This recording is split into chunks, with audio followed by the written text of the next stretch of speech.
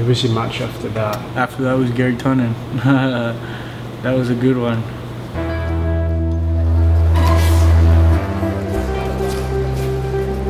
I have a dream.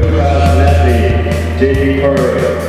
Please get ready for the match number 2. That fight, well, that fight was pretty special for me, you know, because I didn't know who the guy was. I thought it was gonna be an easy match. You know, my first match was easy, so I went into the match knowing that I could win. You know, knowing that I should win. This guy, I've been doing really well against top level guys, and I see this guy who nobody sees. It's always easy to underestimate, you know, to somebody you've never seen before. So I went to fight him, and I instantly got his back.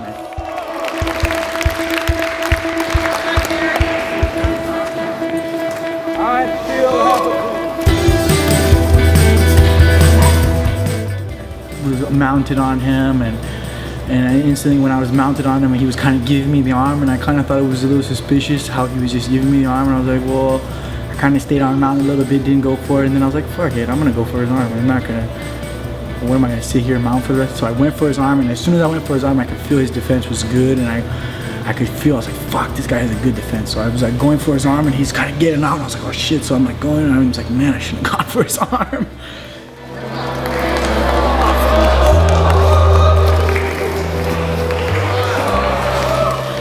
And then I'm going, and then it gets out.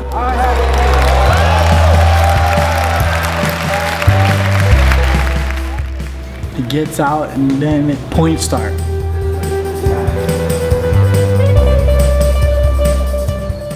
Does some weird trick and gets my back and locks it, and I'm like, dude, this is like a nightmare. I'm like, how did I go from winning, everything was perfect, and now I'm losing, and the mount and everything never counted. All those points I should have gotten never counted because there was no points. This is like a nightmare. I'm gonna lose because the rules are set up this way. And I was like, there is no way I'm losing this match. I was like, there is no way I'm losing to this guy who I've never heard of.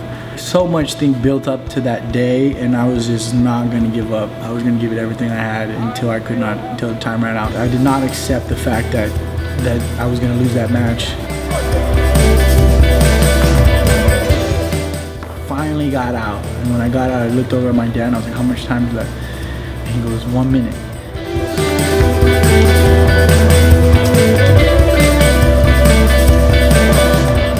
But he looked at me and he was like, and I could read his mind. I know my dad so well. He was like, you stupid motherfucker, how could you lose this match? I can't believe you, fucking idiot. Like, I could read his mind, that's what he said. And I was like, in my mind, I had been doing a lot of 1 minute drills, so I knew that I could make a lot happen in 1 minute. So I was like, 1 minute, all right, I got it. And I was like, I'm gonna prove you wrong. I'm thinking to myself, to my dad, I'm like, I'm gonna prove you wrong, I got it. And I instantly, 1 minute left, I kind of went, I passed his guard, got his back, and I thought it was 3-3. When I got his back, I thought we had tied. And I looked over and it was 6-3, and I was like, what? How did he get 6 points? Because he had switched the hook, and he had gotten an extra 3 points, and I was like, fuck. So then I'm like, okay, now, so I'm like, I didn't even think in my mind. Everybody was telling me after, why didn't you just take out the hook and put it again? I didn't even think about it, to tell you the truth. I was like,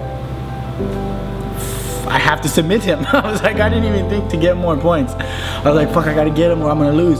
So I'm getting, and I'm like pulling his face, and I finally get the choke. I'm like, I'm not gonna give up. I hope the timer doesn't run out, and I knew time was ticking, and I get it, and I start squeezing, and I'm just hoping, that time didn't run out before he tapped or went to sleep.